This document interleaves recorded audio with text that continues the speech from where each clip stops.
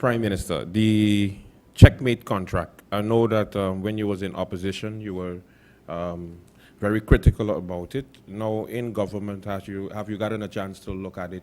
If anything went wrong where that's concerned? No, that does not fall under my responsibility. It falls on the responsibility of the Minister of TIAT. Of course, there is a collective responsibility from the Council of Ministers as shareholder. We do not have yet the meeting convened, the general shareholders meeting with the Harbour.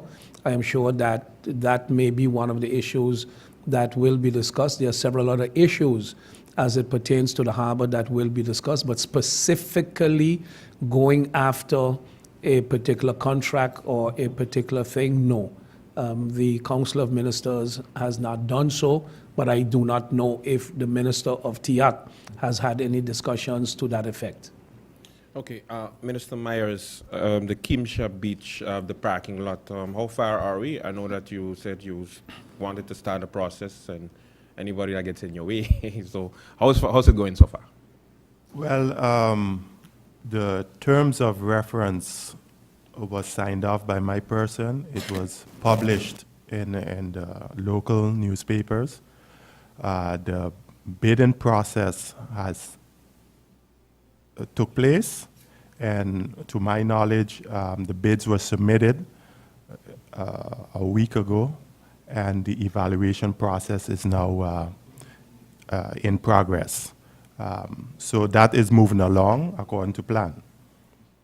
Yes. Thank you. Andrew, thank you very much for your questions. Judy Fitzpatrick, Daily Herald, you have the floor. Thank you, Cedric, and a very good morning to all the ministers present.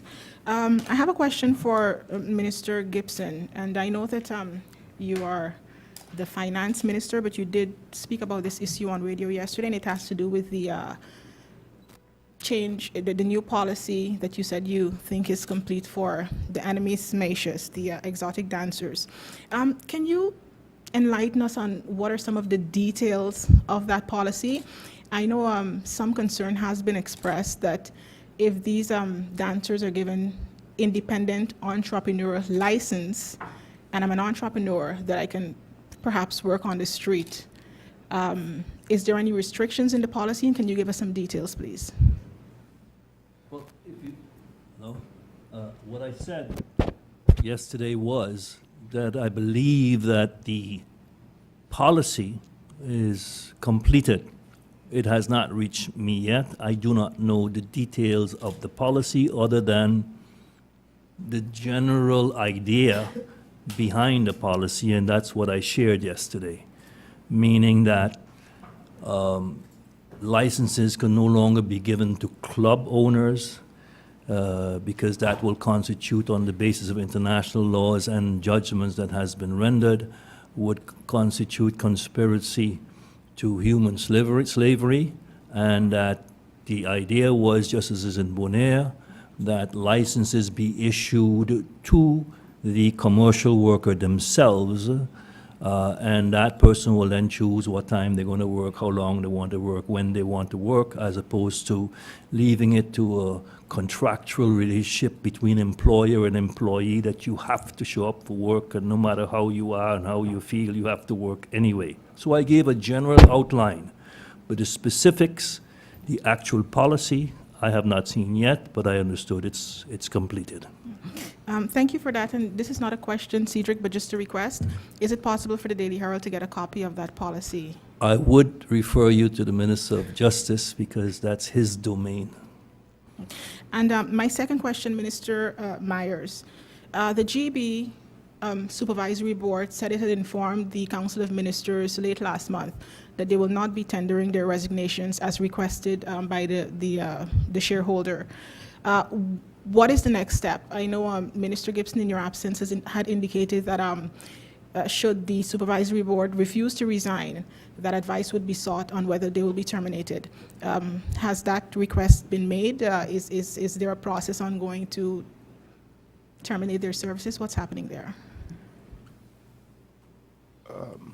Indeed, a letter went out requesting their resignation. They responded, and now we are in the process of, because there's a procedure to be followed. If you're going to dismiss or appoint board members, there's a process to be followed. So right now, we are just gathering the information necessary, and the proper procedures will be followed and to carry out the dismissal of the board member. So government will, if I may just, government will seek to terminate their services. That is the intention of the shareholder, yes. Do you have any indication as to how long such a process will take? I can't give you that information now. Sorry, my third question. Or question 4, subsection B, whichever way you choose to look at it. Do I go ahead and ask, or? On the same issue of GB, Minister, you had mentioned a little bit information in an earlier press briefing about the vetting of the candidates for the top positions at GB. Can you give us an insight as to how far along that process is and how many persons are being vetted? For each position, 2 names should be submitted. Again, there's a process to be followed. Should be or were, just to clarify. There were 2 names for each position submitted. Again, there's a procedure to be followed. Advice is sought from the Corporate Governance Council, and those names supposed to be vetted with the security agency of St. Martin, VDSM. The advice from the Corporate Governance Council, that takes 4 weeks to receive the advice from them. So we have sent those names for vetting and for advice, and we're in the process of waiting to receive the advice from the Corporate Governance Council. Thank you. Thank you, Judy. Bibi, you have the floor. Minister Myers, you asked a question, where did I get my information from? I do investigate, but I will also remind you, there was a press release with Rebelto and Sons that was sent to the media saying they won 4 bids, 4 of the contracts, sorry. So where did I get my information from? A press release that was sent out by DCOM. So now I'm asking you again, who are the persons that won the bids for garbage collection? Did Boyke, Clean St. Martin, 19 million per year, got how many contracts? Again, Bibi, there was a bidding process. Companies submitted their bids. In total, 9 companies submitted bids that was in line with the terms of reference. I got a draft of companies that submitted a favorable bid. Mm-hmm. The evaluation process is ongoing where talks are being carried out with the different companies. I have not received a final version of who is awarded what contracts. So for me to indicate certain things now is premature, as the evaluation process is ongoing. I saw a draft, but I have not seen the final conclusion of the bidding process. So I cannot divulge names, who got 4, who got 3, and that information is not finalized as yet. Minister Gibson. Let me interject here. I'm not sure what Bibi is referring to, but it could be that there is a mix-up with the contractor that won the bid to manage the garbage dump. That is already awarded. There was a bid, it was awarded, and that is finalized. Mm-hmm. The garbage contracts, if the draft advice is ready, we do not know, but it is for sure not on the agenda of the Council of Ministers, and today is Wednesday. Up till now, the agenda has not been closed off, but it's definitely not yet on the agenda even for Tuesday upcoming. What you have is immediately following the meeting here, when people submitted their bids, everybody know how much this one bid, how much that one bid, how much that one bid, and then assumptions start to fly around that if contractor A was lowest in parcel 1, that it goes to him. If contractor 6 was lowest in parcel 5, that it goes to him. So contractors start drawing their conclusions and others as well. But there is absolutely no proposal before the Council of Ministers for decision-making. This is not something that the minister signs off on his own. It is not something that the department at VROMI, responsible for waste management, signs off on. Their job is to supervise the tender procedure, prepare an advice, and submit that to the Council of Ministers for decision-making, and we are not there yet. Thank you for the clarity, Prime Minister. Minister Gibson, when you took office, I'm sure until April 1st, you have to pay the contractors that are currently collecting garbage. How much do Clean St. Martin receive per year for collection of garbage from the government? I will have to get back to you on that. Those numbers I don't have ready available in my head, but I'd be more than happy to look into it and provide you with that information. 19 million. How soon? How soon? As soon as I get around to it. I mean, there's more things that I do. But We have you budget debate probably have the tomorrow. experience about me up to now that what I say I do. Thank you. Thank you, Cedric. Thank you very much, Bibi. Andrew? Yes. Prime Minister, electoral reform, how far are we? The committee's been meeting? The committee has been meeting every Tuesday because of the budget handling last week. They shifted one date. The report, I was told, is final. They are busy tweaking it and, probably rewriting some passages. I don't know, but I'm expected to be handed the report this week. And the report would not contain any, let's say, draft legislation to make any amendments, but the report would be the report on what they have received so far and which direction they think government would go or should go. One of the things that has been playing in the media is the insight provided by someone who said we do not actually need to change the Constitution. That actually, if we read the Constitution keenly, it indicates that the seat is won by the party. The seat is won by the party, and let's say in the case of the National Alliance won 4 seats. The individuals occupying those 4 seats are 1, 2, 3, and 4. The proposal from this legal expert is saying ship jumping was actually not allowed in our system, that we have actually been applying the regulations wrong. But that is not because we're applying it wrong, because you have 2 sets of regulations. You have the law one end, and you have the rules of order of Parliament that allows ship jumping, that accommodates ship jumping, because it says any person that leaves his or her faction and forms a new faction has this, that, or the other.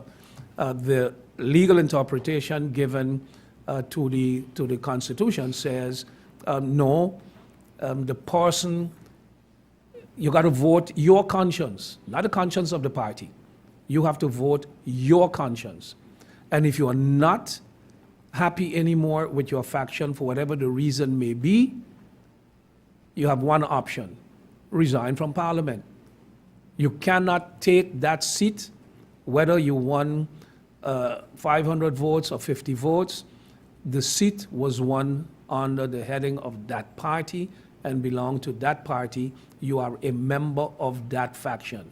You cannot leave the faction and leave with the seat. Now, if that indeed can, let's say, hold, then we would have actually solved the problem that we have had.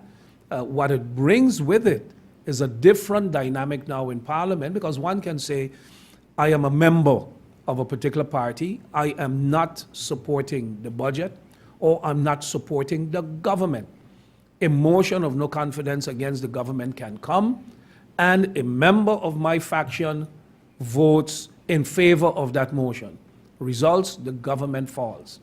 But that member cannot walk away with that seat and say, I'm going to lend support to some other members who are not happy, who are not satisfied.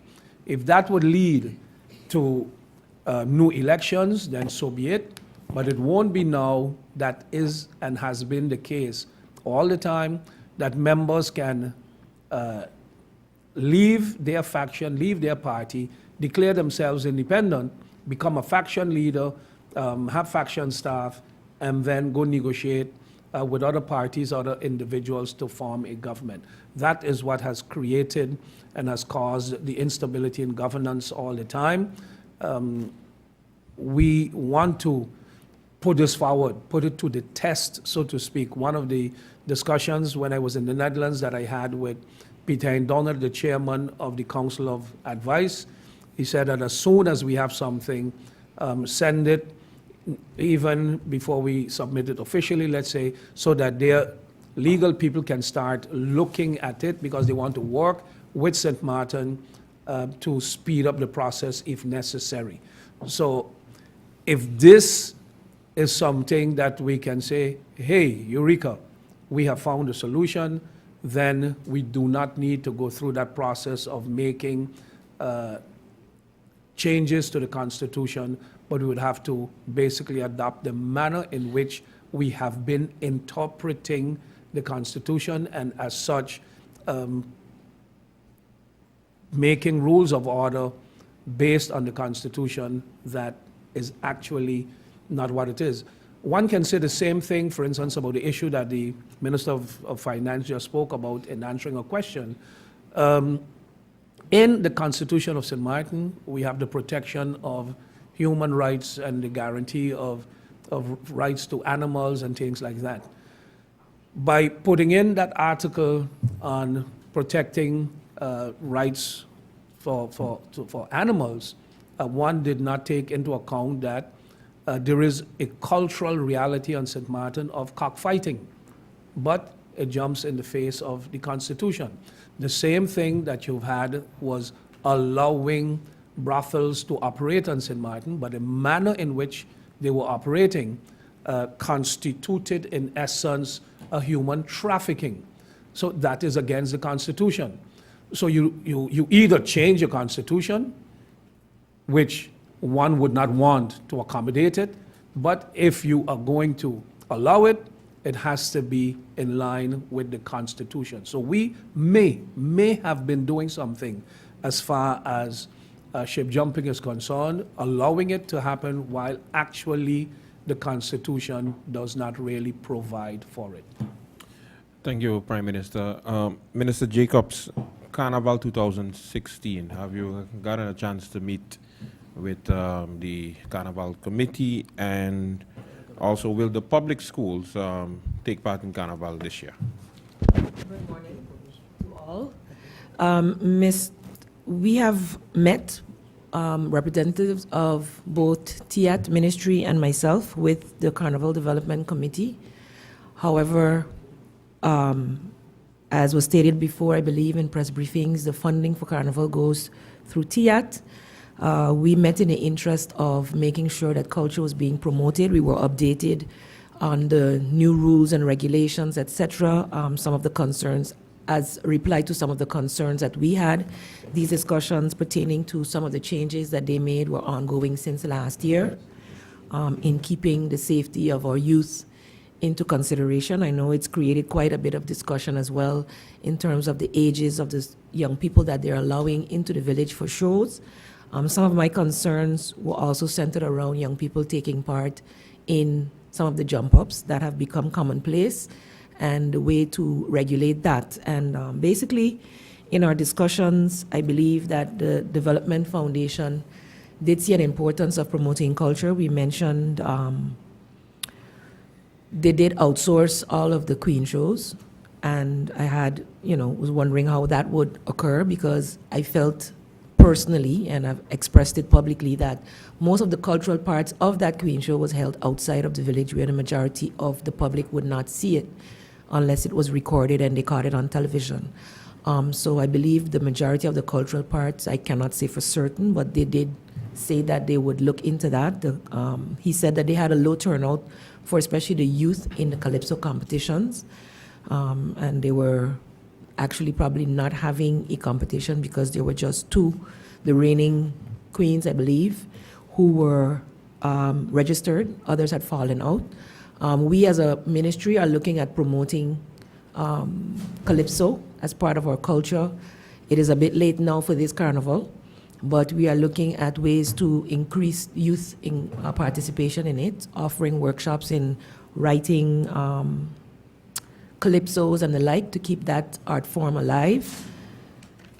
Very little, we also decided as government between Ministry of TIAT and myself that in the future we would actually sit and discuss an actual SLA between government and the Carnival Development Foundation to be able to actually put agreements in place as to what we would like to see and how we would like to see the culture of St. Martin promoted, as we felt that Carnival had become just another music festival.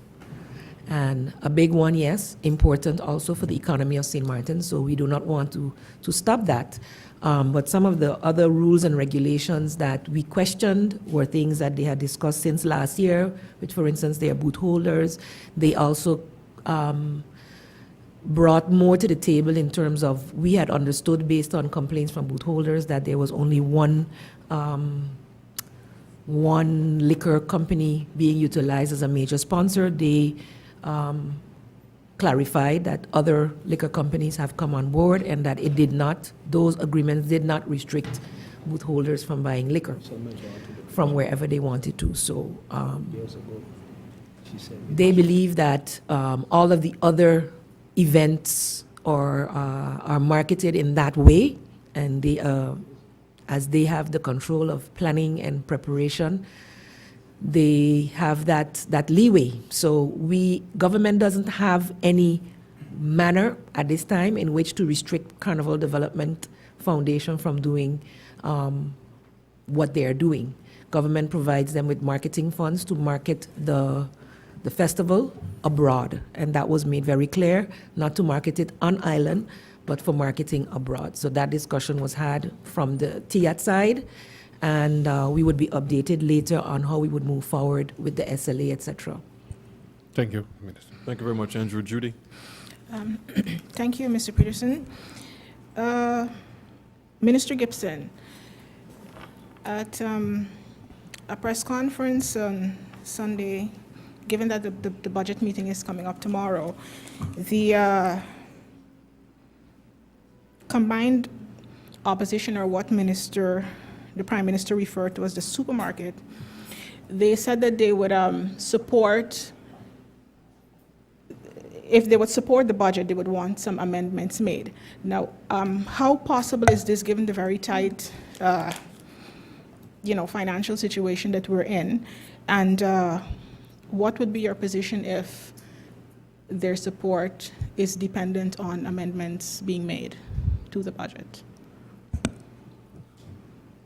Well, I would think that if there were desires to have the numbers in the budget amended, that would have surfaced during the first Central Committee meeting, during the second Central Committee meeting, during the first round of the plenary session of the budget. So it would surprise me immensely if now, during the last round of the budget, the last minute, that someone raises something regarding the budget which has not been raised before. I also understood, and I might be wrong, don't forget I'm new to this game, that there's a rule in Parliament that you ask questions all the questions you want on anything, and that those who did not speak cannot speak anymore. Those who did speak and raise questions are really limited to clarifications and other issues regarding the questions they already asked. So whether that is so or not so, given the stage we're at now, it would surprise me immensely if someone comes, because the budget, as you know, was sent to the CFT for their commentary and their advice. And they made their commentaries and suggestions, which have been incorporated. And they don't seem to have any major issues with the budget. And CFT consists of economists, lawyers, experienced people, accountants. You think of it, they've got it. If they then found things that's wrong with the budget other than what they mentioned in their letter, it would surprise me if anybody else has views that would be of such a nature that at this stage of the game, you've got to go and make changes to the budget. Of course, if you set conditions that have nothing to do with the budget, then those conditions really has nothing to do with the debate that's taking part in Parliament, because that decision and that judgment has be based on what is before Parliament right now, namely numbers, revenues, et cetera, anything outside of that. You cannot hold this budget hostage for desires that you may have that is not related to the budget, I would think. Perfectly understood. And but all of that aside, they made it, pretty much clear that they will be bringing some amendments. I mean, but how feasible would this be? Well, if they come with changes that they Should would... they support it? I'm sorry. Should they support it? Well, if they come with not amendments, it's not amendments you're talking about now. You're talking about conditions to support it. I believe they said No, amendments. I don't want to go by what they said. I want to go by what you're saying. They didn't say amendments. Amendments was the word used. But what is it? It would have, they indicated that should they support the budget, it would have to reflect their position as well, and not just that of the coalition of 8. Then, like I said to you before, this debate in Parliament has to do with the proposed budget for 2016. Anything that concerns the proposed budget for 2016 is relative and should be raised.